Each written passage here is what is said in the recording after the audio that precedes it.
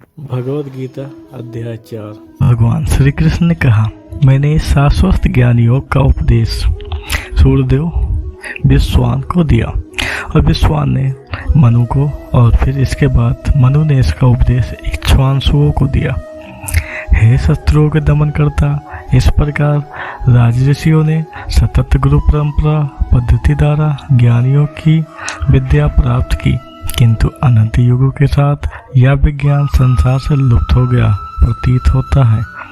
उसी प्राचीन गूढ़ योग ज्ञान को आज मैं तुम्हारे सम्मुख प्रकट कर रहा हूँ, क्योंकि तुम मेरे मित्र और मेरे भक्त हो, इसलिए तुम इस दिव्य ज्ञान को समझ सकते हो। अर्जुन ने कहा, आपका जन्म विश्वान के बहुत बाद हुआ, तब मैं यह फिर कैसे मान लूँ कि प्रारंभ में आपने उन्हें इस ज्ञान का उपदेश दिया था। तुम्हारे और मेरे अनंत जन्म हो चुके हैं, किंतु हे परंतप, तुम उन्हें भूल चुके हो, जबकि मुझे उनके सबका स्मरण है। यद्यपि मैं अजन्मा और समस्त जीवों का स्वामी और अविनाशी प्रकृति का हूँ, तथापि मैं इस संसार में अपनी दिव्य शक्ति योग माया द्वारा प्रकट होता हूँ। जब जब धरती पर धर्म का पतन और अधर्म में वृद्धि होती है, तब उस समय मैं पृथ्वी पर अवतार लेता हूँ। भक्तों का उद्धार और दुष्टों का विनाश करने और धर्म की मर्यादा पुनः स्थापित करने के लिए मैं प्रत्येक युग में प्रकट होता हूँ। हे अर्जुन, जो मेरे जन्म एवं कर्मों की दिव्य प्रकृति को जानते हैं, वे शरीर छोड़ने पर संसार में पुनः जन्म नहीं लेते, अपितु मेरे नित्य धाम को प्राप्त करते हैं। आसक्ति, भय और क्रोध से मुक्त होकर, पूर्ण रूप से मुझ में तल्लीन होकर, मेरी शरण ग्रहण कर, भूतकाल में अनेक लोग मेरे ज्ञान से पवित्र हो चुके हैं, और इस प्रकार से उन्होंने मेरा दिव्य प्रेम प्राप्त किया है।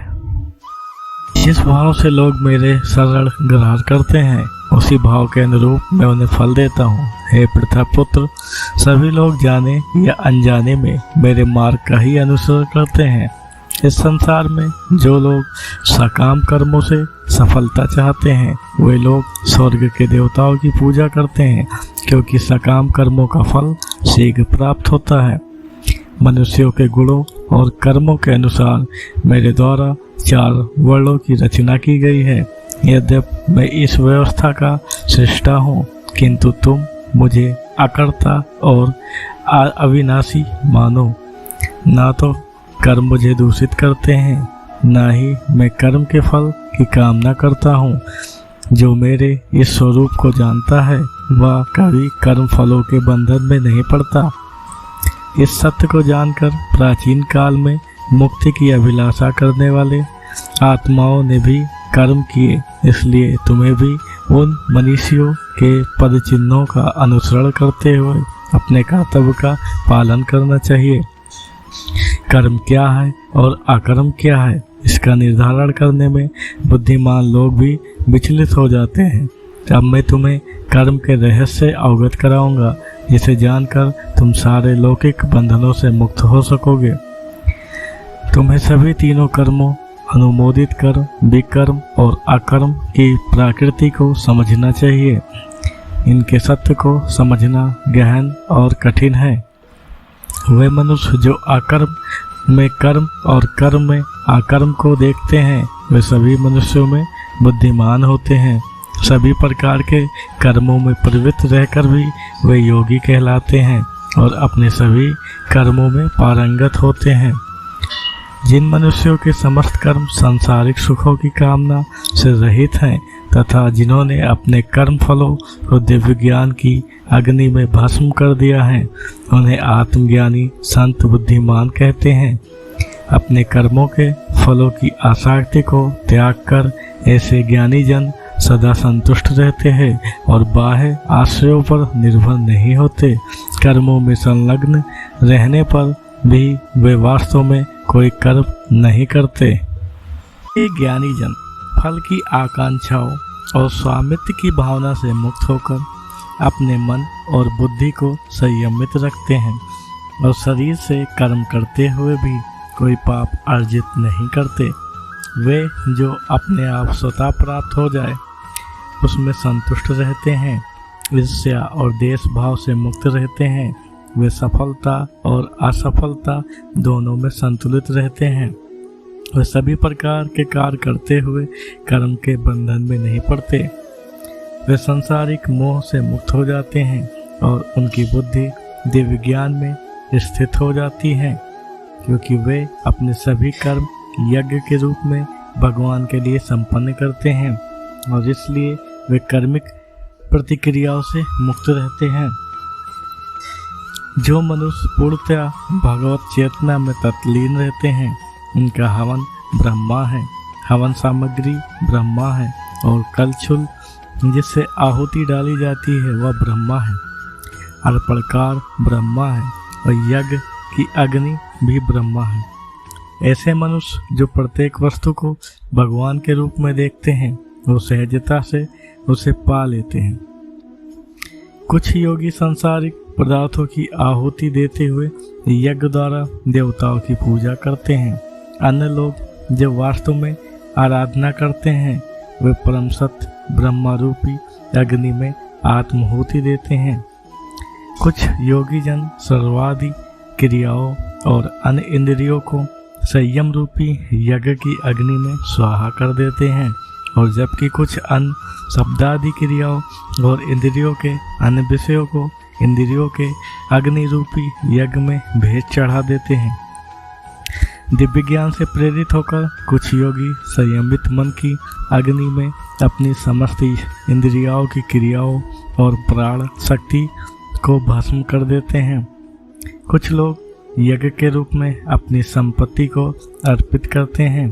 कुछ अन्य लोग यज्ञ के रूप में कठोर तपस्या करते हैं और कुछ योग यज्ञ के रूप में अष्टांग योग का अभ्यास करते हैं, और जबकि अन्य लोग यज्ञ के रूप में वैदिक ग्रंथों का अध्ययन और ज्ञान पोषित करते हैं, जबकि कुछ कठोर प्रतिज्ञाएं करते हैं।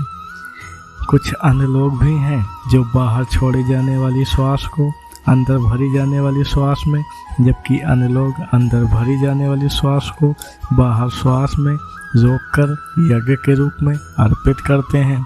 कुछ प्राणायाम की कठिन क्रियाओं द्वारा भीतरी और बाहरी श्वासों को रोककर प्राणवायु को नियंत्रित कर उसमें पूरी तरह से आत्मसात हो जाते हैं। कुछ योगी जन अल्प भोजन कर श्वासों को यज्ञ के रूप में प्राण शक्ति में अर्पित कर देते हैं। सब प्रकार के यज्ञों को संपन्न करने के लिए परिणाम स्वरूप योग साधक अपनी अशुद्धता को शुद्ध करते हैं। इन यज्ञों का रहस्य जानने वाले और उनका अनुष्ठान करने वाले इन यज्ञों के अवशेष जो कि अमृत के समान होते हैं का आस्वादन कर परम सत्य की ओर बढ़ते हैं। हे कुरुश्रेष्ठ, जो लोग यज्ञ नहीं करते वे ना तो इस संसार में और ना ही अगले जन्म में सुखी रह सकते हैं। विभिन्न प्रकार के इन सभी यज्ञों का वर्णन वेदों में किया गया है और इन्हें विभिन्न कर्मों की उत्पत्ति का रूप मानो। यह ज्ञान तुम्हें माया के बंधन से मुक्त करेगा। हे शत्रुओं के दमन करता, ज्ञान युक्त होकर किया गया यज्ञ किसी प्रकार के भौतिक या द्रव्य यज्ञ से श्रेष्ठ है। हे पार्थ, अंततः सभी यज्ञों की प्रकाष्ठा दिव्य ज्ञान में होती है। आध्यात्मिक गुरु के पास जाकर सत्य को जानो, विनम्र होकर उनसे ज्ञान प्राप्त करने की जिज्ञासा प्रकट करते हुए ज्ञान प्राप्त करो और उनकी सेवा करो। ऐसा सिद्ध संत तुम्हें दिव्य ज्ञान प्रदान कर सकते हैं, क्योंकि वह परम सत्य की अनुभूति कर चुका होता है। इस मार्ग का अनुसरण कर और गुरु से ज्ञान अवस्था प्राप्त करने पर हे अर्जुन, तुम कभी मोह में नहीं पड़ोगे, क्योंकि इस ज्ञान के प्रकाश में तुम यह देख सकोगे कि सभी जीव परमात्मा का अंश है और वे सभी मुझ में स्थित हैं। जिन्हें समस्त पापों का महापापी समझा जाता है, वे भी दिव्य ज्ञान की नौका में बैठकर संसार रूपी सागर को पार करने में समर्थ हो सकते हैं। जिस प्रकार प्रज्वलित अग्नि लकड़ी को स्वाहा कर देती है, उसी प्रकार से हे अर्जुन, ज्ञान रूपी अग्नि भौतिक कर्मों से प्राप्त होने वाले समस्त फलों को भस्म कर देती है। इस संसार में दिव्य ज्ञान के समान कुछ भी शुद्ध नहीं है। जो मनुष्य दीर्घकालीन योग के अभ्यास द्वारा मन को शुद्ध कर लेता है, वह उचित समय पर हृदय में इस ज्ञान का आस्वादन करता है। वे जिनकी श्रद्धा अगाध है और जिन्होंने अपने मन और इंद्रियों पर नियंत्रण कर लिया है, वे दिव्य ज्ञान प्राप्त कर लेते हैं। इस दिव्य ज्ञान के द्वारा वे शीघ्र ही कभी न समाप्त होने वाली परम शक्ति शांति को प्राप्त कर लेते हैं। किंतु जिन अज्ञानी लोगों में न तो श्रद्धा और न ही ज्ञान है और जो संदेहास्पद प्रकृति के होते हैं, उनका पतन होता है। संदेहास्पद जीवात्मा के लिए ना तो इस लोक में और ना ही परलोक में कोई सुख है। हे अर्जुन, कर्म उन लोगों को बंधन में नहीं डाल सकते जिन्होंने योग की अग्नि में कर्मों का विनष्ट कर दिया है और ज्ञान द्वारा जिनके समस्त संशय दूर हो चुके हैं, वे वास्तव में आत्मज्ञान में स्थित हो जाते हैं। अतः तुम्हारे हृदय में अज्ञानतावश जो संदेह उत्पन्न हुए हैं, उन्हें ज्ञान रूपी शस्त्र से काट दो। हे भरतवंशी अर्जुन, स्वयं को योग में निष्ठ करो, उठो, खड़े हो जाओ और युद्ध करो।